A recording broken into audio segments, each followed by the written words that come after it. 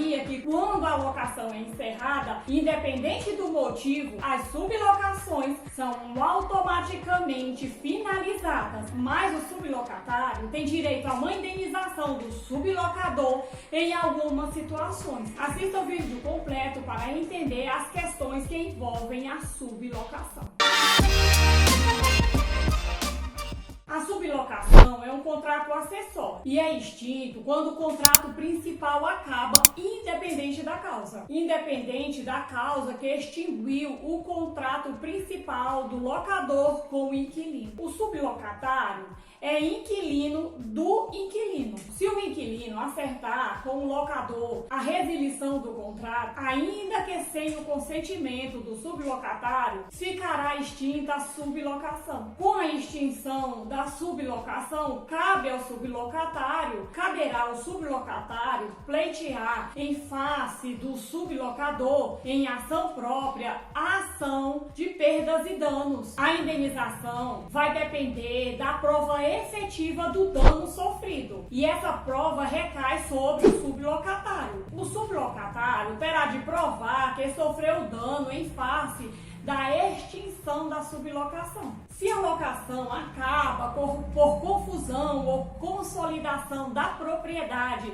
nas mãos do locatário, por exemplo, o usufrutuário passa a ser proprietário do imóvel, não extingue a sublocação, porque não cessa o direito de uso do locatário. Na verdade, se torna sólido. O sublocatário passa a ser locatário, se torna um contrato mais sólido. A indenização pode ser, por exemplo, pelas benfeitorias necessárias realizadas no imóvel. Nesse caso, poderá o sublocatário exercer o direito de retenção, já que é possuidor de boa-fé. Outra hipótese que é admitida a indenização é quando o locatário celebra o contrato de sublocação por prazo determinado. E no curso do contrato, o locador e o inquilino acabam com a locação. E como a locação do locador com o inquilino acabou, é automaticamente extinta a sublocação. Nesse caso, cabe a ação de indenização. A ação de indenização deve ser em face do sublocador e não do locador, pois o locador não tem nenhuma relação direta com o sublocatário. Após dissolvida a locação, essa é uma das hipóteses em que é admitida a concessão de liminar com prazo de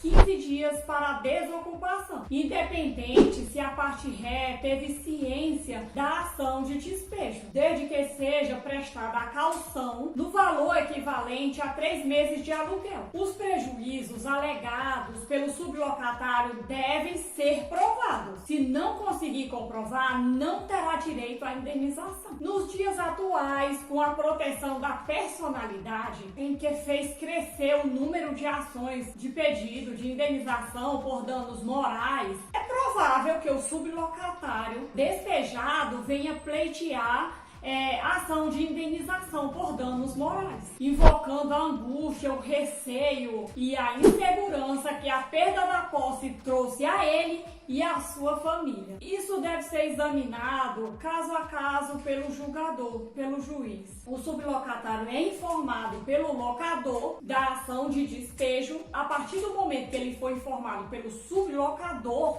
da ação de despejo, ele não pode mais pagar o aluguel ao sublocador. Essa situação retrata uma violação ética, porque o sublocador estaria enriquecendo-se às custas do locador, porque estaria recebendo o aluguel no lugar do locador. Quer dizer, recebe o aluguel, não paga o locador, se enriquece. Nesse caso, o sublocatário responde subsidiariamente ao locador pela importância que deve ao sublocador. Isso diminui o prejuízo do sublocador. Se o sublocatário pagar, ele está pagando mal e ele se sujeita a pagar o aluguel novamente, já que nesse caso a quitação dada pelo sublocador, depois de informado pelo locador que o sublocador não está mais pagando o aluguel. O sublocatário pagará a quantia exata que devia ao sublocador e não a quantia que o sublocador deve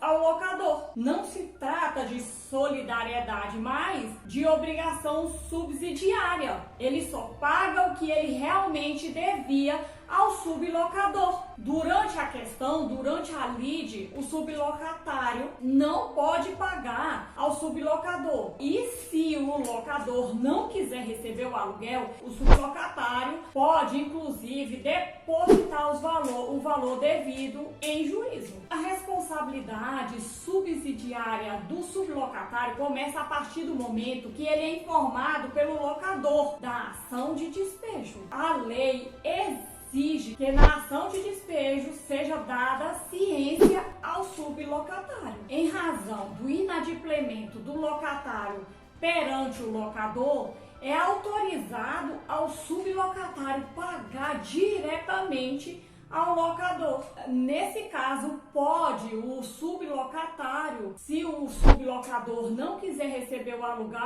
aluguel, poderá valer-se da ação consignatória de aluguel, para não ficar devendo. Vou deixar para você uma palavra de provérbios para abençoar a sua vida. Você aqui vai aprender não apenas direito, ser bem informado com relação aos seus direitos, independente de ser proprietário ou inquilino, mas também vou abençoá-lo com a palavra do Senhor. Vou ler para você Provérbios 17, 24. A sabedoria é alvo do inteligente, mas os olhos do insensato vagam pelas extremidades da terra. Olha, aproveite e medite nessa palavra. Faça o que está no seu alcance. Não adianta você querer algo além do que você não pode alcançar no momento. Vá fazendo aos poucos, degrau em degrau.